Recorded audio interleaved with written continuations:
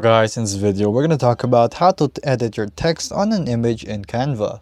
So to do this is pretty simple. So all you have to do is select this photo of the text that you want to grab. So it's going to be called grab text. This is only available in the pro version of Canva, of course.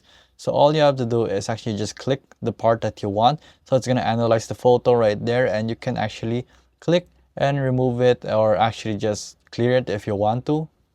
And then all the text right here, it's actually just right here, and then you want to grab it right there, and then it's going to actually analyze it, and then you'll be able to edit the text that's coming out of your image basically.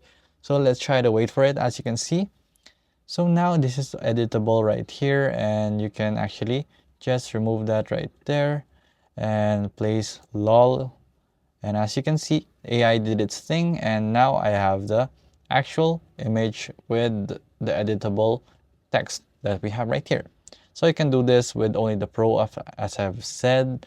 So here you can remove this Pro motion and slow motion. Let's call it slow motion right there. It's pretty cool actually.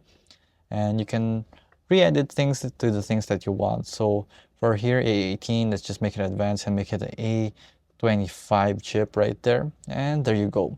So if this video was helpful, please hit the like button and don't forget to subscribe.